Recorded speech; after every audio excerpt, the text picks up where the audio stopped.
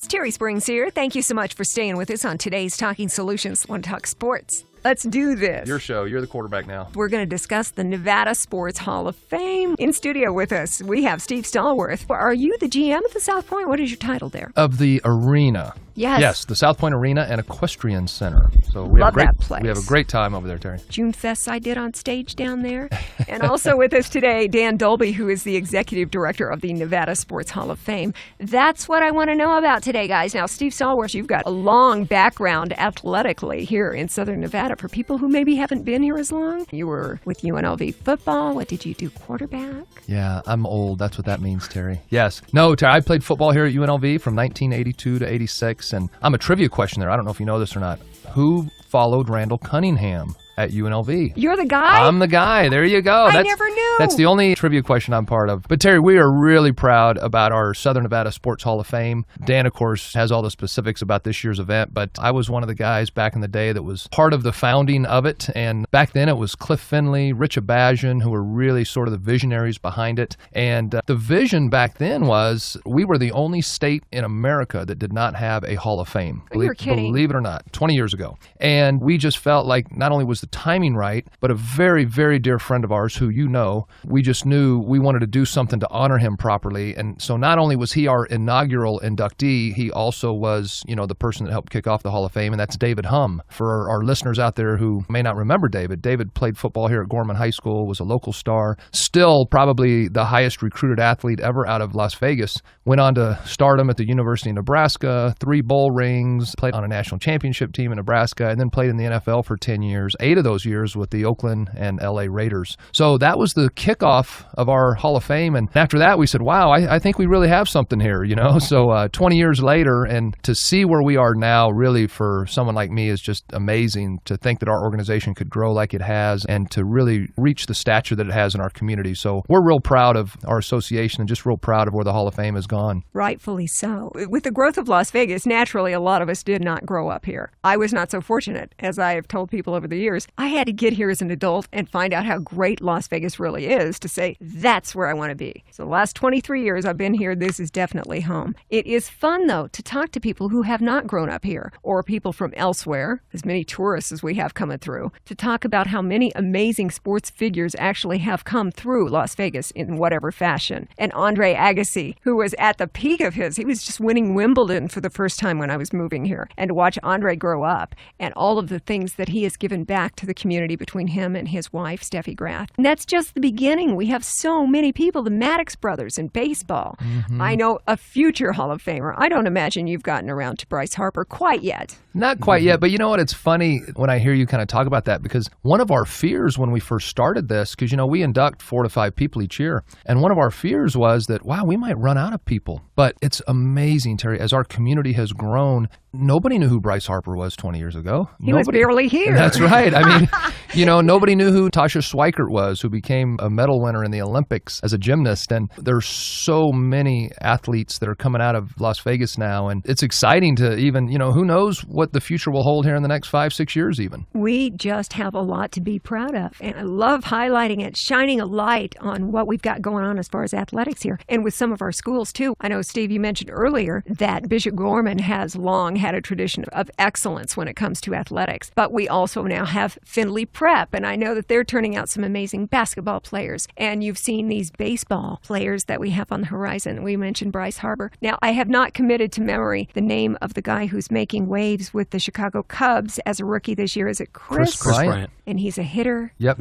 And he's going to be amazing. And his dad is a hitting coach here in Vegas, and he's going to turn out a lot more Chris Bryants before it's all over. So it really is exciting what's happened here in Southern Nevada. And you know what? And it always made sense. Our weather and our economy and our climate and the proximity to Southern California, you know, I don't think, honestly, we're spoiled, right? There's probably not a day out of the year that if we didn't want to golf that we really couldn't, right? I mean, our weather is really conducive to that. And I think now to the growth of just having better coaches in our community, better support personnel, better training facilities, you know, all those things I think have played into the success of a lot of our local athletes. We have a lot to look forward to. And not to get off topic, but my husband is on board for the changes with UNLV football. football with Tony Sanchez coming in as the new coach. We've got posters for the UNLV football team on our coffee table down in the front lobby here at the radio station for Beasley Media Group. Love it. We're proud of it. And I think part of the excitement with my husband is that he doesn't think that we've really maximized the appeal related to having UNLV in Las Vegas, and Las Vegas being such a title name to put onto anything. And you notice on that new poster with the design of the new football helmet, you've got the screen of the Las Vegas Strip in the background. And he was telling me on the back of the helmet that we've actually got the Las Vegas sign or something of that nature, highlighting the fact that it's Las Vegas. We're proud of it. Let's do something with this. Yeah. Fingers crossed. Absolutely. I think a lot of coaches in the past have sort of tried to shy away from the Las Vegas element. And you know what? We all have a story. And our story is different from Nebraska. Our story is different from Michigan or Clemson or wherever these other schools are. Our story is Las Vegas. That's who we are. I agree with you, Terry. We need to embrace it and celebrate it and use it to our advantage. And be proud of it. I know that every year I will see a news story on the sports on the TV on a weekend talking about tonight's big ceremony for inductees into the Nevada Sports Hall of Fame. And I always go,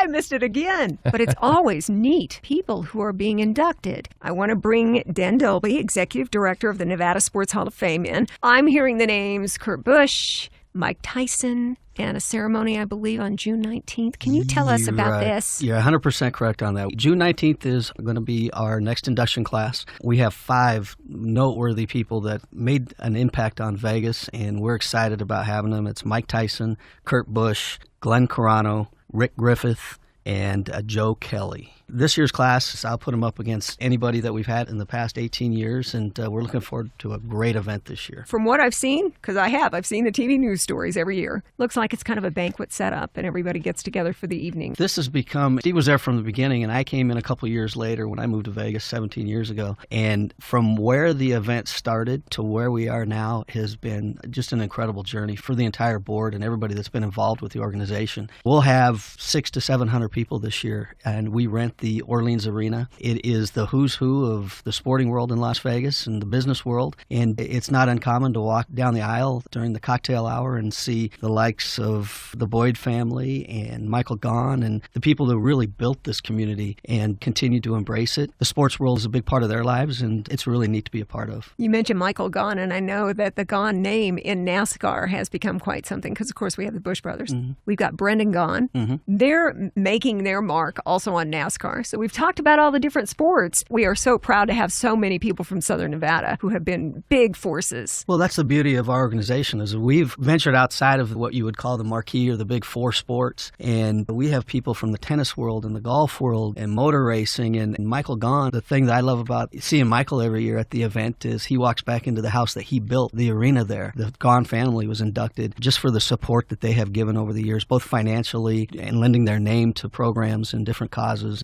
That's the unique thing about Vegas that a lot of people don't really realize if you dig deep, the support that the families like the Caissons from Rebel Oil and the Herbst families, they have provided resources for youth in this community, and it's been really neat to be able to recognize people like that for their accomplishments. That's the word that really matters about Las Vegas. If people haven't figured it out when they first get here, when they come through and visit. Community is a big thing for all of us. Yeah, absolutely. And it continues to grow. And, they used to say that this was a real big transient community, and I don't believe it's that way anymore. I believe that the people who moved here 10 to 12 years ago when the economy was really booming and then stayed when it went south, I believe these are the native Las Vegans now. There's very few people that you're going to be out there talking to that grew up here and went to high school here. I know my family, we've been here 17 years. We consider Las Vegas our hometown, even though we're from Southern California. It's been a great opportunity for my wife and I to raise a family here in Las Vegas. And people ask me that live outside the city, what's it like living in Vegas? And that's the typical, it's not the Strip and those things. But what I try to emphasize is the school and the sense of community and the pride that we have in Las Vegas that we've built. It's been a long time, but I think the last 15, 20 years has really been a tipping point for Las Vegas. And for the Hall of Fame to be able to engage and, more importantly, really promote what these people have done for our community, it's been outstanding. Las Vegas is a unique place, and I always say that it anchors into your soul. Once you've lived here and you've really experienced the sense of community, there's no place that matches it.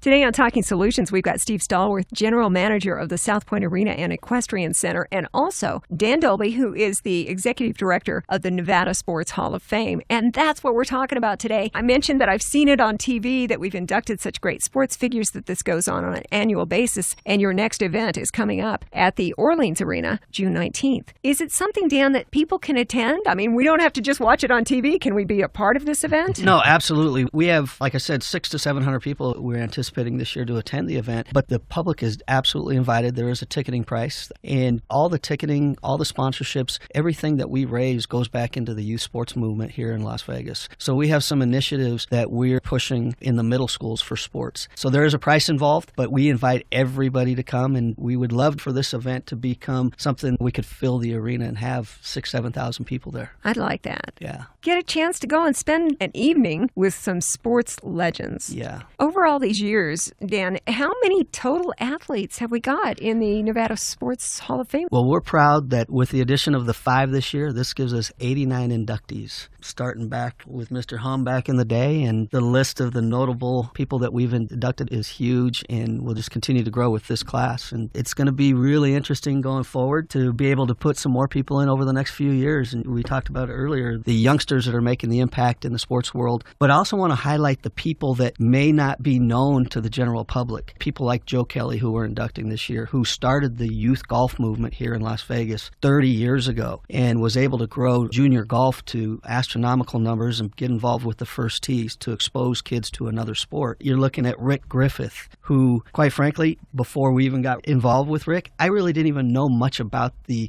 UNLV rodeo team. But he's been there for over 25 years and actually won a national championship with college rodeo. And Glenn Carano, who was, I don't know what years he was here in comparison to yours, Steve, but was also a UNLV athlete and moved on and played quarterback for the Dallas Cowboys. And family has been a huge investor in athletics and university at UNLV and the University of Reno. So I also served on our athletic commission for many, many years. And yeah, we're proud of, and former quarterback, Terry, UNLV quarterback. So I had to jump in there. And he's the father of Gina Carano, the UFC fighter. So big sports family. Yep. Sports families are great people. Yeah. They really are. And then the last two, I think, will be real fun this year in light of everything that has gone on in their lives over the last several years. Yeah, getting Mike Tyson and Kurt Busch, they're kind of our marquee names this year from a draw standpoint. And they're people that have made an impact on Las Vegas in a very positive way and very colorful also along that path. Oh, yeah, both of them. Yeah, so it's been neat getting to know them personally, to learn their stories. And a lot of times in the news, sometimes it's worthy that the bad stuff gets exploited and talked about. But the positive impacts of these inductees far outweigh the negatives. When you talk about the downside, some of the struggles, it makes the achievements where they improve themselves that much sweeter. Yeah, and to see these athletes from where they started and some of the trials and tribulations that they've gone throughout their personal lives and their professional lives, sporting ventures, and to see where they're at now. And I tell you this, those two, along with the other 3 that we're inducting, are so appreciative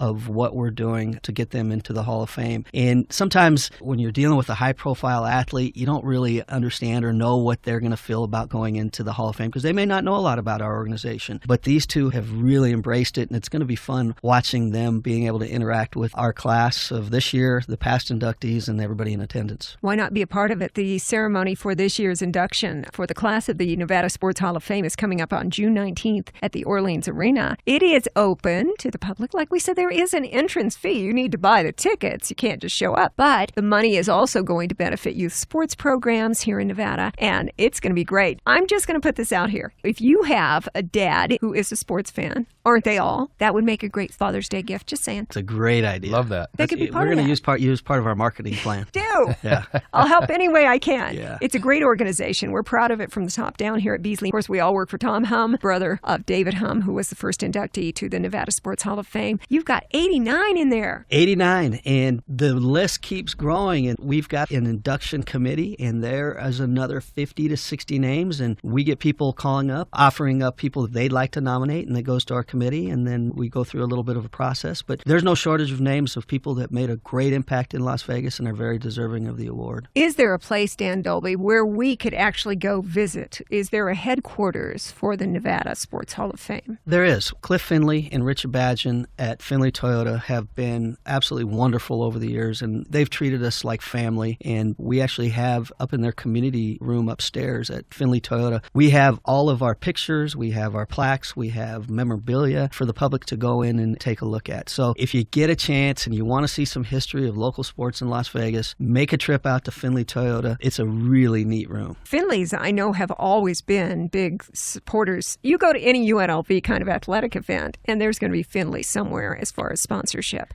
So they've always backed the sports programs here, and it's good to know. So if I'm looking to see all these great inductees into the Nevada Sports Hall of Fame, I can go to Finley Toyota, which, of course, is over at the Valley Auto Mall. Correct. And the Finleys and Rich Abajian also, they put their money where their mouth is. They believe in this community. They believe in the youth sports initiatives that we support, and they are the first ones to sign up, and they are the first ones to give positive feedback, and we look forward to many, many more years of working with them. And I'm sure that they're going to be there at the ceremony for the next class of the Nevada Sports Hall of Fame, happening at the Orleans Arena on June 19th. 5 different inductees. I know Kurt Busch and Mike Tyson stick in my head, but we've got Rick Griffith from UNLV Rodeo, Glenn Carano, booster, UNLV athlete, supporter, athletic commission, and Joe Kelly, who is a legend in the golf world here in Las Vegas. And certainly on the TV news that night, you'll see the little sports clips, the audio and the video of all the goings-on during the induction ceremony, but it doesn't have to be that way. You don't have to just observe it from that perspective. You can actually go and get tickets. Yeah, and like I said earlier, all the revenue that we generate, we have 2 initiatives that we work with. We work with the Public Education Foundation, and we have 4 $2,000 scholarships that we provide to graduating seniors that are looking to go play sports at the college level or the collegiate level, but may not be receiving an athletic scholarship. We had 89 qualified applications this year. There was over 400 turned in, and we narrowed it down to 89 and then had to get down to 4. And these 2 young men and young women are very deserving, high GPA kids, high character kids that are just kind of on the cusp, and they're not the elite athletes, but they still have a burning desire to play at the next level. So we're trying to help them. We're putting up money so that they can continue their education at the collegiate level, both scholastically and in athletics. And then we also have an initiative where, to give you a little bit of history on what's going on in Las Vegas, the middle schools, for the most part, have cut out all athletics with the exception of basketball. So I don't know, when you guys were growing up, when I was growing up, there were multiple offerings to me at the middle school level offered by the school systems. Because of budgets, what we did is we decided to put the money into camps for kids in middle school.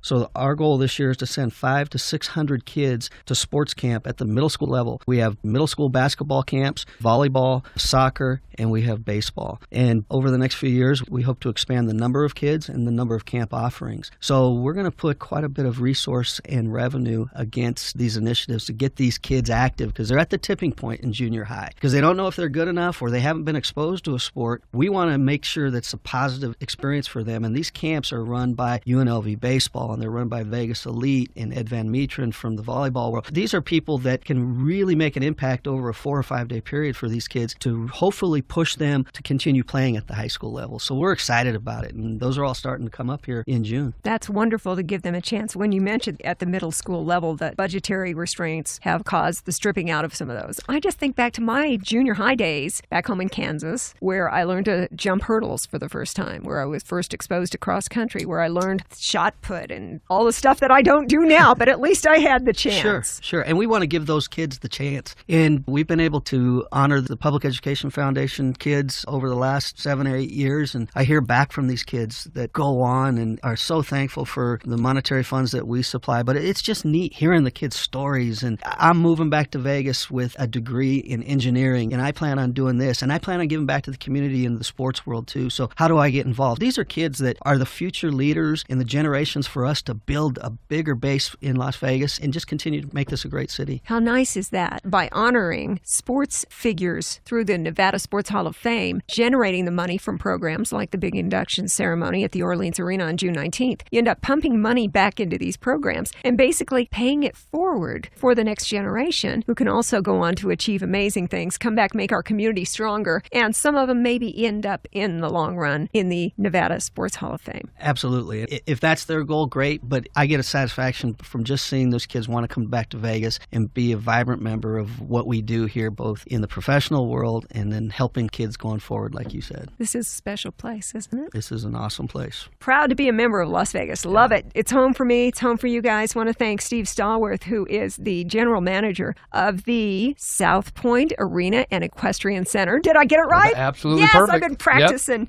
Yep. And also Dan Dolby, the executive director of the Nevada Sports Hall of Fame, the big induction ceremony. It's going to be great. June 19th, Orleans Arena. I promise you I will put the links and everything you need if you want to know more about it on our Talking Solutions Facebook page. Go there, check it out. We'll also have a podcast of this interview if you'd like to hear it again at Facebook/Talking Solutions. Guys, thanks so much for coming in today. Best of luck with the big induction ceremony. Thank Terry. you. Dan Dolby, who we've just spent the last few minutes with, and not only runs the Nevada Sports Hall of Fame, he's also with the YMCA. And now that school's out, summer's here, they've got all kinds of activities for kids and families, and Cheryl Bella is here to tell us about it. Not only do we have childcare until your child's 7, so that you can work out, get your workout in, and make sure that the child's taken care of, but after they're 8 and up, they can actually participate in classes. We have classes just for kids. So after work, you can come get your workout, and you know that your child is doing something fun, whether it's rock wall climbing or whether it's a physical fitness class or outdoor games, but they're being physical. And even though you're not in class together, it's a family kind of habit that you're starting where the family goes to have fun and be fit, and you go together and you leave together. It kind of takes that place of, if you don't have time for other structured activities, you don't have to drop Junior off on Saturday morning for 2 hours, go do something else. This is something that the whole family can do together. It gets everyone off the couch, and it helps develop healthy fitness habits early on. That is so important. I'm very much into nutrition, but the important other component besides eating well is also getting up and being active. And for the kids, it is important, like you said, with nutrition. The same is with physical activity, in that the children aren't able to determine what they eat at home or the physical exercise they get at home. So it really does need to be a family focus. And that's why at the Y we think it is so important that the families all get involved, because if a child is having a problem, let's say with obesity, it's probably not just that child. There's probably other children in the household, and it's probably the habits of the family. So if we can get everyone on board to get healthy together, you're going to make a lasting change. Cheryl Bella from the YMCA. It's very important for families, especially when the parents are working during the day. Now the kids are out. The YMCA has some special things for families during the summer. Is that right? Absolutely. So the big thing, of course, is Y Summer Day Camp. We offer summer camp all 11 weeks of summer when school is out, from 7 a.m. to 6 p.m., depending on the parents' work schedule. It's a lot of fun for the kids, but we also structure it so that we make sure they get physical activity. We make sure that they're having fun by creating themes each week. And we've also added a component to help combat summer learning loss, because studies show that kids, they don't just stop learning over the summer months when they're out of school. They actually fall backwards. And lower income children have the potential of falling back even further. So we've added reading programs into our summer camp, as well as STEM-based classes. So that's science, technology, engineering, and mathematics. But we're really excited about that. This is the second year that we're offering that. And it's a required component of camp. But let me tell you, the kids don't know that they're learning. They're just having fun. My daughter went through it the first time, and I asked her how her reading program was going, and she didn't know what I was talking about. I thought, well, maybe she's not in the classes. This was a pilot for us. And I saw her in the class. So then I asked her, hey, I saw you reading X, Y, and Z. And then she told me about it. But to her, it's not a class that's incorporated into camp. It's just something fun that they're doing. I thought that's really great. Cheryl, when you talk to me about the summer day camp programs that the YMCA has to offer, the things that you're doing to help protect kids, knowledge that they had gained during the previous school year, helping to be able to stabilize it so they don't fall backwards, and in fact, they keep moving in a positive forward direction, but they don't know they're in a class. Exactly. Right. And it's not just about the school learning. Our summer camp is focusing on friendship, achievement, and belonging. So when you think about achievement, it may be that they're in swim lessons. It may be that they've never climbed a rock wall before. It's doing tasks and activities that they've never done before to help build their confidence so that they become well-rounded individuals and like taking risks and aren't afraid of new experiences, whether that be new people or new activities, anything like that. When a family gets kids involved in the summer day camp program that you have with the YMCA, it can be kind of expensive to take care of the kids during the summer while the parents are still working and everybody isn't on vacation together. What kind of costs is a family looking at if they want to get involved in some things with Y during the summer? For weekly camp, it's $140 per child. But the great thing about the Y is, of course, we want to make sure everyone can participate in any of the programs, whether that be membership, whether that be classes, whether that be summer camp. So we offer Y financial assistance. So we served at all of our 4 locations about 54,000 community members last year. 34,000 of those received some kind of subsidy or financial assistance. So it is on a needed basis. There is a form that needs to be filled out. So if any of your listeners are feeling like, well, I have 2 kids and I can't afford that, come into one of our front desks and ask for a Y financial aid application, because that's what we're there for. We want to make sure that everyone can participate and everyone and every child has that opportunity. What kind of hours are you open? For a summer day camp, it's 7 a.m. to 6 p.m. to help cover, those times whether parents are working early or late. Most kids aren't there that whole time, but again, it allows them to drop off or pick up. And that's Monday through Friday. If you haven't been to a Y outdoor pool, we have lap pools, of course. We have like the kiddie pools that have a couple of inches of water and lots of playthings on them. And then we have slides. My daughter made me go down a slide couple summers ago because I told her I would. And let me tell you, they're really fun for adults. So you may have gone down it maybe a couple of times absolutely, since yes. then. It's actually too much fun. For families that are looking for opportunities during the summer to take their kids to a pool, our normal cost is $5 per day per person to enter one of our water parks and pools. So we're offering something called the Pool and Play Pass, where they get a shortened 4-month membership. And it's the only time that they can purchase a shortened membership like that for just 4 months. And they have unlimited access to all of our pools, weekends, weekdays, all during summer at all 4 locations. In addition to that, though, it is a full membership. So they get access to all of the exercise classes, whether that be Zumba classes or rock wall climbing, whatever we have, the weight rooms, cardio equipment, gyms, everything they have access to for a 4-month time period. Best thing to do would be to get in touch with the YMCA. Start getting the family set up for this summer. This is going to be great. Absolutely. Website, social media, where would we find you? On the web, we're at www.lasvegasymca.org. And there are links to our Facebook and our Twitter pages there too, so someone can keep up to date on all of our activities, but everything will be listed online. Find out about it. It is affordable, and if you don't think for your family that you can swing the cost, talk to them about financial assistance. It's there, it's available. Why not take advantage? I've got to admit, we were bad. During the summertime, our parents were still working, and as we got a little older, you know what we did all summer? Pretty much sit on our rear ends and watch reruns on the TV. Mm-hmm. I think we've all realized over the past years how important it is to keep our kids active. You see it across the board everywhere. You see it with the NFL's Play 60 program, trying to get kids to be active for 60 minutes a day. And we're seeing it pretty much across the board because everybody knows that movement activity is so important. We have an obesity problem in the U.S. Sedentary habits and bad nutrition lead to things like type 2 diabetes and health issues. And it's just not necessary. We can stop this. We can keep this from happening with our kids in almost every circumstance. A lot of it is diet and lifestyle, and this is a great answer to get them involved with YMCA. You can't be a parent sitting on the couch telling your kids they have to go outside and ride their bike and get some exercise if you're sitting down. So if you can do something together at the same place or do the same activity together, that's what's really going to, I think, impact. The parents need to be the role models. We try and encourage that at the Y. A good example? Is that part of parenting?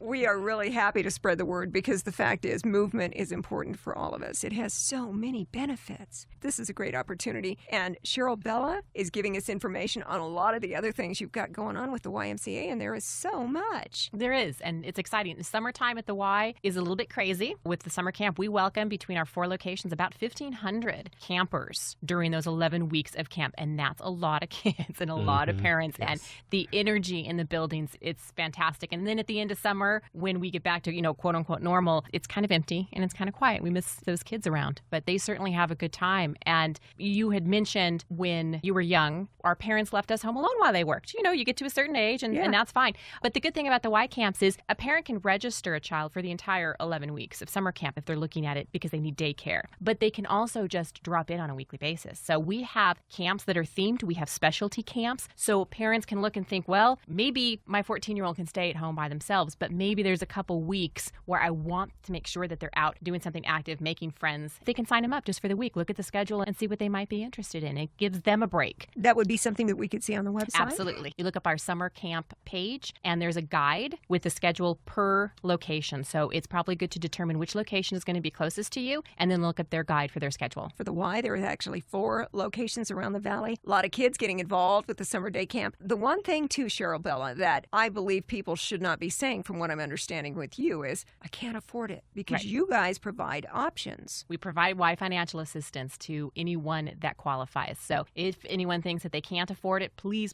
come in and talk to us and fill out a financial aid form. I do want to say the reason we're able to offer that financial aid, we give away about $2.3 million a year. We can only do that because of the community, because of community and corporate donations to the Y. The YMCA is a 501c3 nonprofit organization. A lot of people kind of forget about that. But we are. And the only way that we can offer these programs to all income levels is because of the community support. So I do ask your listeners, if you've grown up in the Y, if you took swim lessons from the Y, if you've got your positive experiences, consider giving back to the YMCA of Southern Nevada. Great things coming on for summer. The YMCA website, LasVegasYMCA.org. LasVegasYMCA.org. Links for all the information are also offered on our Talking Solutions Facebook page. They've got so many things for you and the family all summer long. If you can't afford it, they've got financial help. You really should check into the YMCA. We've been talking with Cheryl Bella from the YMCA. There are actually 4 YMCAs in town. And if you'd like to find out more about what's going on, LasVegasYMCA.org. Yep. Perfect. Thanks for coming in to join us today. Thank you. Talking Solutions is a production of the Community Relations Department here at Beasley Media Group Las Vegas. Get more information on today's topic on our Talking Solutions page on Facebook, where you will also find links and a podcast of today's show. Thanks for listening, and have a great week.